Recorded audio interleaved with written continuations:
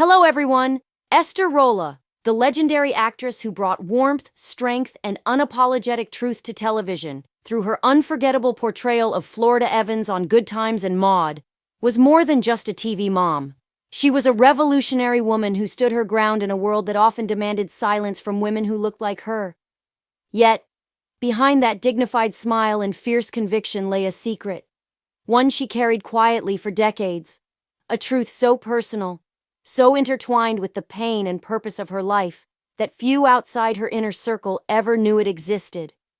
To truly understand the depth of this secret, and the woman who kept it, we have to go back to the beginning, to Pompano Beach, Florida, where Esther Elizabeth Rolle was born in 1920, the 10th of 18 children in a devout Bahamian family that prized faith, discipline, and hard work above all else. Growing up in poverty during the Jim Crow era, Esther learned early that life for a black woman in America meant constant resistance. Resistance against limitation, against erasure, against the weight of history itself. She carried that lesson into everything she did, but what many don't know is that long before Hollywood came calling, she was already an activist, a dreamer, and a quiet storm. After studying at Spelman College and later joining the Negro Ensemble Company in New York, Esther's path to fame was anything but easy. She worked as a maid and a factory worker while chasing her dream of performing, living in cramped apartments, often going hungry, yet refusing to give up. Acting wasn't just a job for her. It was a calling, a way to give voice to those who had none. When she landed the role of Florida Evans, first on Maude and later on Good Times, it was a breakthrough not just for her but for black television itself. A working-class black mother portrayed with depth, dignity, and moral strength at a time when stereotypes still dominated the screen. Audiences adored her laugh, her toughness, her tenderness. But behind that role was a woman constantly fighting battles no one could see. The producers wanted Good Times to focus on comedy, on JJ's catchphrases and silly antics. But Esther wanted the show to mean something.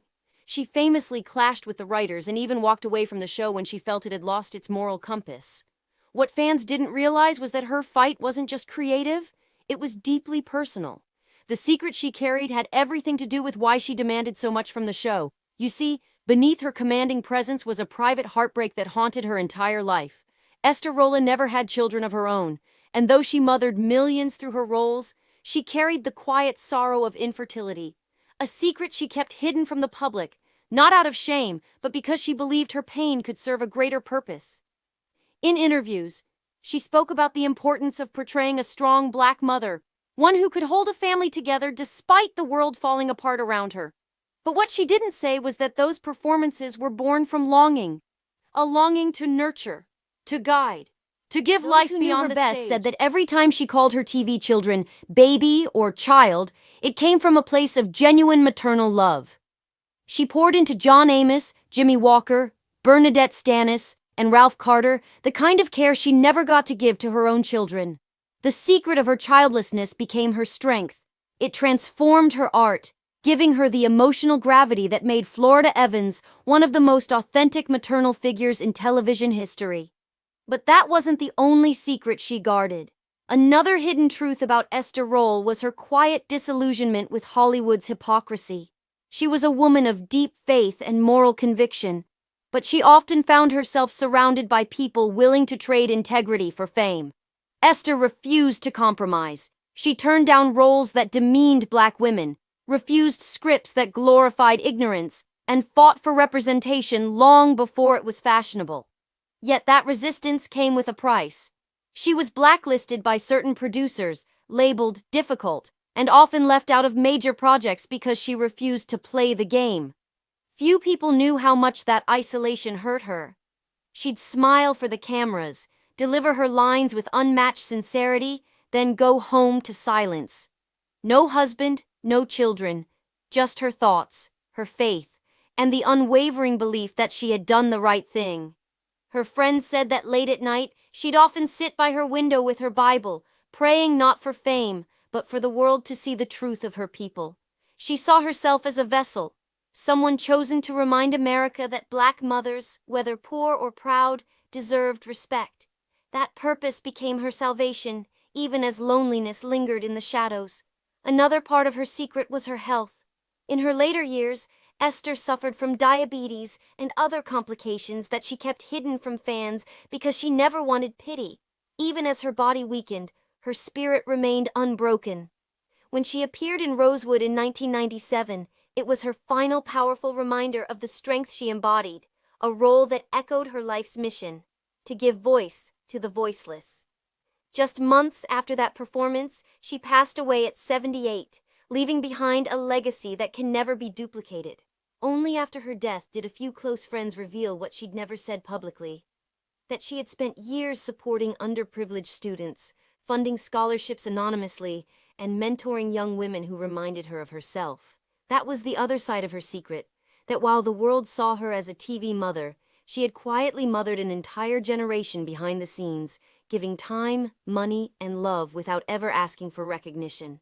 Esther Rolle's secret wasn't a scandal or a dark past. It was the quiet heroism of a woman who turned her private pain into public purpose. The heartbreak of never having a family of her own became the foundation of her art, the fuel for her activism, and the reason she demanded excellence from everyone around her. In many ways, that was her greatest performance. Not the one in front of the camera, but the one behind it, where she bore her burdens with grace and turned them into something transcendent. Today, when people remember Florida Evans shouting, "Damn, damn, damn," after losing her husband, they remember one of the most raw and real moments in TV history. But what they don't realize is that Esther was channeling her own heartbreak, her own years of loss, into that scene. It wasn't acting, it was truth. The secret she carried, the one hidden for decades, wasn't meant to deceive. It was her way of protecting the sanctity of her pain. She wanted the world to see the strength of Black womanhood, not the sorrow that fueled it. And maybe that's the most beautiful part of Esther Rolle's story, that even in her silence, she spoke volumes. Even in her secrecy, she gave the world a lesson in love, resilience, and sacrifice. Her legacy isn't just written in scripts or awards. It lives in every person who saw themselves reflected in her courage, in every artist who learned from her refusal to bow, and in every soul who finds power in turning pain into purpose. Esther Rolle's secret was never about hiding. It was about healing, and through her art, she gave generations the permission to do the same. Thanks for watching.